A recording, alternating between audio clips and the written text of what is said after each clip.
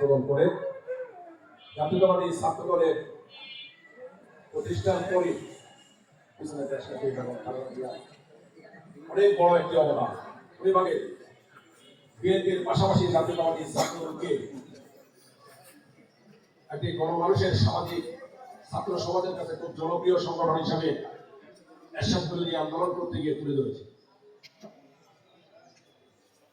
এরশাদ বিরোধী আন্দোলনে জাতীয়তাবাদী ছাত্র দলের যে ভূমিকাটি ছিল পুরোপুরি নেতৃত্ব নেই, সেদিন আমাদের প্রিয় নেত্রী দেশনেত্রী বেগম খালেদা জিয়া দিয়েছে। এর পরবর্তী যে ফ্যাসিস্ট বিরোধী আন্দোলনে জাতীয়তাবাদী ছাত্র দলের ভূমিকা তো আমাদের প্রিয় নেত্রী, পাশাপাশি আমাদের প্রিয় নেতা তারেক রহমানের সমন্বয়ে জাতীয়তাবাদী ছাত্র দল আন্দোলন সংগ্রামে নেতৃত্ব দিয়েছে।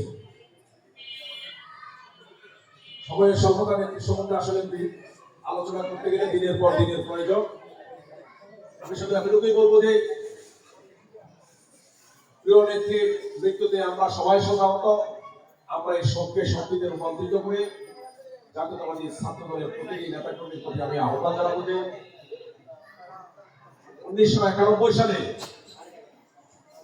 বিএনপি ক্ষমতা আসার পিছনে জাতীয়তাবাদী ছাত্র দলের সবচেয়ে বেশি অবদান।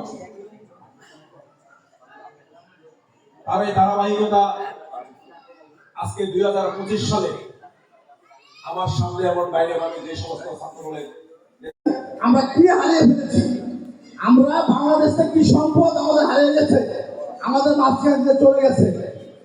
আল্লাহ তাকে ব্যর্থ করতে পারবো না।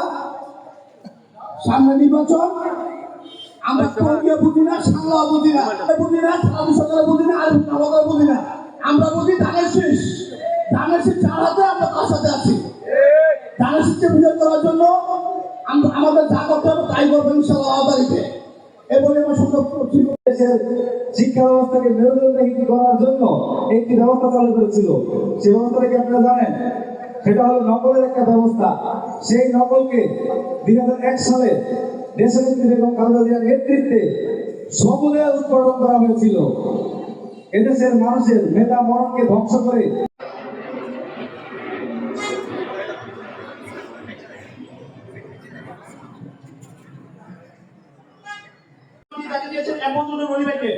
ইনশাআল্লাহ আমরা তার সাথে আছি, থাকবো। এবং কিছু লোকদের উদ্দেশ্যে বলতে চাই, আমরা কিন্তু সাংলা বুঝি না, টঙ্গিও বুঝি না, আমাদের মাকে একটাই ধানের শীষ। যদি কোনো ধরনের আপনারা ধানের শীষ নিয়ে কোনো ধরনের ষড়যন্ত্র করেন, আমরা কিন্তু মানবো না। আমরা টঙ্গি পূর্ব ছাত্র পর্যন্ত পাবো ইনশাআল্লাহ।